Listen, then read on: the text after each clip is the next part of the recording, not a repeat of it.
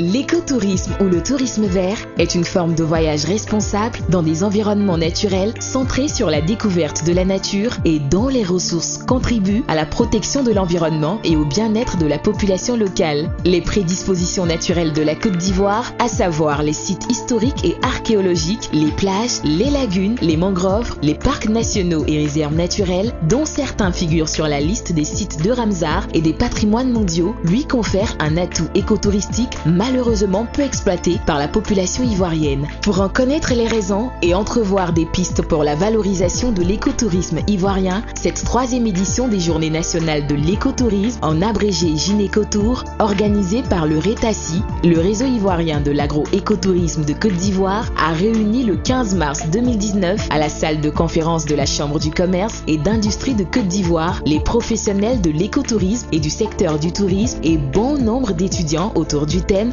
diagnostic du taux de fréquentation des sites écotouristiques de Côte d'Ivoire par les nationaux. Les précisions avec le président de la RETACI, M. Marcel Gougou. Il faut dire aujourd'hui que nos sites écotouristiques ne sont pas visités par les nationaux. Ils sont mieux connus par les occidentaux, mais nous pensons bien qu'il faut sensibiliser, qu'il faut faire connaître ces sites. Et faire connaître ces sites appelle la compétence de la société civile, de l'État, de la population locale. Plusieurs conférences et partages ont étayé cette journée dans l'optique d'apporter des solutions au constat du faible taux de pratique de cette forme de tourisme, justifié d'une part par des raisons culturelles inhérentes aux nationaux, le manque de communication sur les destinations ivoiriennes, et d'autre part sur une relative prise en compte par les acteurs du secteur des fondamentaux de l'écotourisme, à savoir l'implication et la prise en charge des populations et des cultures locales. Comme le souligne Madame Mathilde Blas, représentant le parrain. En réalité, les habitants de la Côte d'Ivoire font du tourisme d'une certaine façon, mais ils ne mettent pas en fait un mot sur les actes ou les actions qui sont menées à faire des balades, même en famille, ainsi de suite. Et c'est un peu plus, je disais tantôt, culturel, parce qu'on y va pour des raisons familiales, on y va par amitié, mais ce n'est pas inscrit dans nos habitudes de prendre des vacances et aller à la découverte de vrais sites. Ça paraît naturel de partir au village et de traverser une forêt, d'y passer un bon moment. Ça paraît simple, mais on ne se dit pas que nous sommes en train de faire du tourisme. Si vous voulez, on est plus dans les terminologies, mais de façon commerciale, il faille effectivement inscrire dans nos habitudes, au niveau des habitants de la Côte d'Ivoire, à aller à la découverte de ces sites-là qui véritablement méritent le détour. L'écotourisme est très important. Il faut que les acteurs du tourisme puissent travailler ensemble pour développer un tourisme de nature, respectueux des populations locales. Il y a un manque de communication.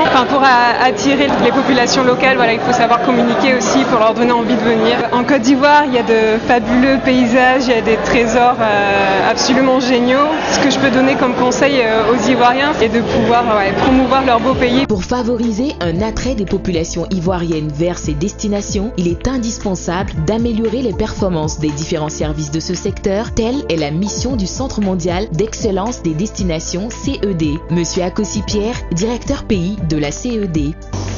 Le Centre mondial d'excellence des destinations, je pense que c'est une opportunité à saisir par la Côte d'Ivoire, parce que malgré ses efforts, elle n'arrive pas véritablement à performer au plan touristique parce que les destinations sont dispersées.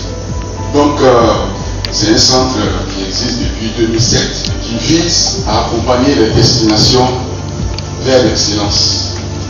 Parce que, comme vous le savez, il y a beaucoup de concurrence au niveau mondial.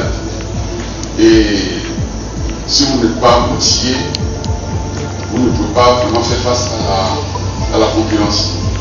Et puis, vous ne pouvez pas obliger les gens à venir en Côte d'Ivoire si vous n'avez pas fait au préalable réfléchir à la question, c'est de mettre des stratégies en place pour essayer d'aller de l'avant.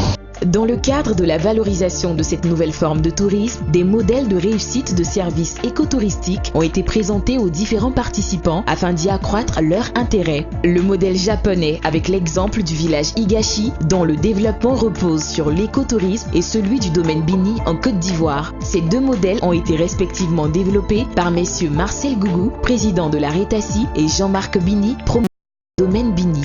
Si nous voulons vraiment que l'écotourisme se développe, il faut mettre en place une société ivoirienne d'écotourisme, une société d'utilité publique Parce que l'investissement dans l'éco est très cher. Ils reçoivent des grandes subventions de la société japonaise d'écotourisme. Et la société japonaise d'écotourisme est comme une entité, la société au milieu, qui coordonne entre le privé, le gouvernement et cette société japonaise-là, d'écotourisme, coordonne toutes ces activités-là. Ça profite à la population locale, ça contribue à la conservation de l'environnement. L'écotourisme va avec la culture. Tu ne peux pas faire de l'écotourisme sans mettre ta culture en avant-plan. Votre savoir-faire, votre savoir-être à l'ancienne, nos us et coutumes, puisque c'est de cela qu'il s'agit. C'est ce qui match avec l'écotourisme.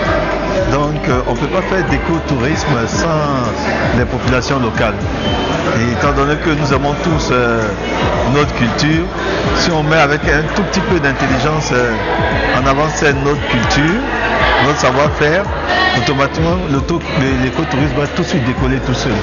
C'est le résumé que moi je tire de mes propres expériences. L'avis de Madame Koné, participante et responsable hôtelière. Une personnalité comme Jean-Marc Bini,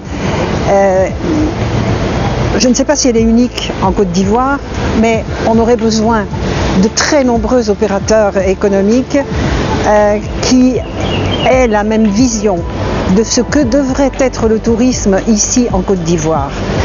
Nous ne pouvons pas, nous ne rivaliserons jamais avec les grandes structures touristiques mondiales que l'on trouve dans les Caraïbes par exemple, ou que l'on trouve aux Fidji, ou que l'on trouve à l'île Maurice. Mais nous avons autre chose et Jean-Marc Bini vient de nous faire une démonstration magistrale. Je suis éblouie et je suis enthousiaste de voir si cette présentation cette année, de cette 3e édition des Journées nationales de l'écotourisme vont pouvoir générer de nouveaux adeptes de l'écotourisme et développer des sites tels que le domaine Bini. Il est un exemple.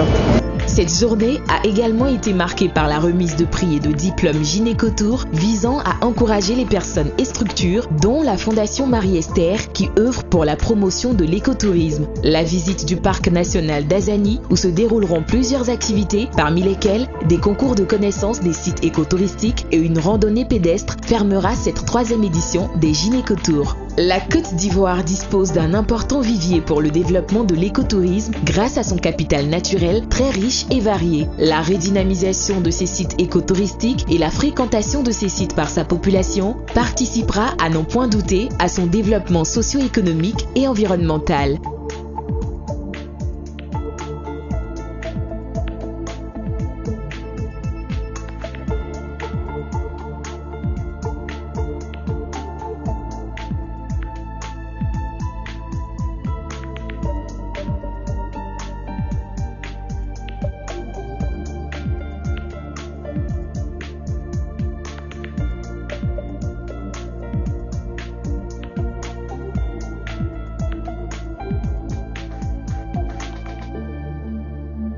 Fondation Marie-Esther, support pour une qualité de vie des personnes et des communautés.